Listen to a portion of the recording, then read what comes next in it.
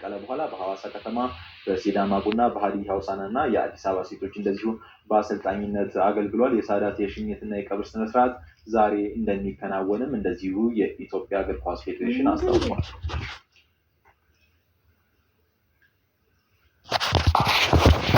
የኢትዮጵያ አትሌቲክስ ፌዴሬሽን በትናንትናው ዕለት ስብሰባ ማድረጉንና እንደዚሁም ለአስቸኳይ ለውጥ ያግዘኛል ያለውን ሹመት ትናንትና መስጠቱን ይፋ አድርጓል። በዚሁ መሰረትም ዶክተር አመንሲሳ ከበደ እንደዚሁ የፌዴሬሽኑ የስራ አስፈጻሚ ኃላፊ ሆነው መሾማቸውን ትናንትና ፌዴሬሽኑ ይፋ አድርጓል።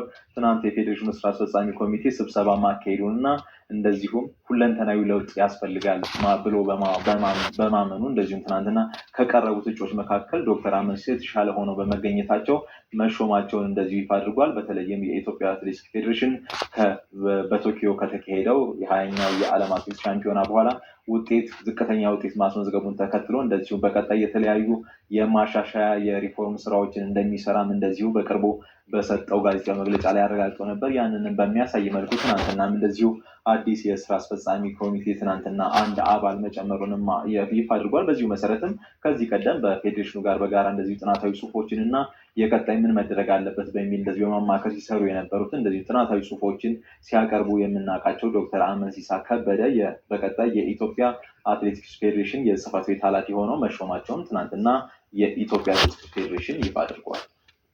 የዩሮፓ ሊግ የሁለተኛ ሳምንት ጨዋታዎች እንደዚሁ ዛሬም ቀጥለው ነው የሚደረጉት። የ2025/26 የዩሮፓ ሊግ ጨዋታዎች ባለፈው ሳምንት ነበር የተጀመሩት። ዛሬ ደግሞ የሊግ ፌዝ ሁለተኛ ጨዋታዎች ይደረጋሉ። እንደምናስታውሰው ካለፈው ውድድር ዓመት ጀምሮ ዩሮፓ ሊጉን በተመሳሳይ እንደ አውሮፓ ሻምፒዮንስ ሊግ ሁሉ በአንድ ምድብ ሁሉም ክለቦች ያለ ምድብ ድልድል እንደዚሁ በአንድ ቆታ ስር እንደ ፕሪሚየር ሊግ እንደ ላሊጋ እንደምናውቀው እንደዚህ አይነት ጨዋታ እያደረጉ ነው የሚገኙ። 8 ቡድኖች በቀጥታ ያልፋሉ። ከዛ ደግሞ የሚቀጣዩን ደረጃ ይዘው የሚያጠናቀቁ ክለቦች ደግሞ እንደዚሁ በደርሶ መልስ በጥሎ ማለፍ ወደ ቀጣዩ ዙር ማለፍ የሚያልፉበት ውድድር ከአምና ጀምሮ እየተደረገ ነው የሚገኘው። ዛሬም ምሽት 1:45 ሮማ በሜዳው እንደዚሁ ሊልን ያስተናግዳል። በመጀመሪያው ጨዋታ ሮማ ኒስን ወደ ፈረንሳይ አግኝቶ 2-1 ማሸነፍ ይታወሳል። እንደዚሁ ደግሞ ሊል ወይም ብራን እንደዚሁ 2-1 በማሸነፍ ውድድራቸውን ጀምረዋል።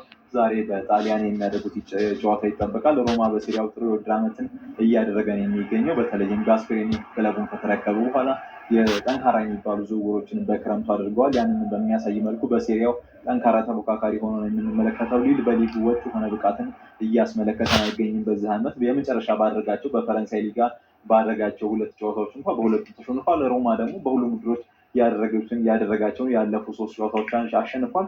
ሁለቱ ክለቦች በአቋም መለኪያ የወዳጅነት ጨዋታ በ2019 ተገናኝተው ሮማ 3-2 ማሸነፉ ይታወሳል። ዛሬ ደግሞ በነጥብ ጨዋታ ምን አይነት ውጤት ይመዘገባል የሚለው የሚጠበቅ ነው። ምሽት 4 ሰዓት ደግሞ የፕሪሚየር ሊግ ክለብ ኖቲንግሃም ፎረስት በሜዳው እንደዚሁ የዴንማርኩን ሜጅላንድን ያስተናግዳል። ፎረስት በመጀመሪያው ጨዋታ እንደዚሁ ወደ ስፔን አቅንቶ 2-1 በሆነ ውጤት ከሪያል ቤቲስ ጋር መለያየቱ ይታወሳል። ሜጅላንድ ደግሞ በበኩሉ ስትሮም ግራዝን 2-1 በማሸነፍ የውድድር ዓመቱን በድል መጀመሩ ይታወሳል። ኖቲንግሃም ፎረስት በሁሉም ውድድሮች ባደረጋቸው ያለፉ 5 ጨዋታዎች ምንም ጨዋታ ማሸነፍ አልቻለም። በ3ቱ ተሸንፎ እንደዚሁ በ2ቱ አቻ ወጥቷል። ዛሬ ደግሞ ምን አይነት ውጤት ያስመዘግባል የሚለው ይጠበቃል። ኦሊ አይና እንደዚሁም ዳግላስ ሊዩስ ከኖቲንግሃም ፎረስት በኩል በጉዳት ከምሽቱ ጨዋታ ውጭ ናቸው። በኔዘርላንድ ፌኖርድ ከአስቶን ቪላ በተመሳሳይ ምሽት 4 ሰዓት ጨዋታቸውን ያደርጋሉ። በመጀመሪያው የአውሮፓ ሊግ ጨዋታ አስቶን ቪላ ቦሎኛን 1-0 ሲያሸንፍ፣ ፌኖርድ ደግሞ በስፖርቲንግ ብራጋ 1-0 ተሸንፏል። አስቶን ቪላ ዘንድሮ በሊጉ ጥሩ የውድድር ዓመትን እያሳለፉ ከማይገኙ ክለቦች መካከል አንዱ ነው። በአውሮፓ ሊጉን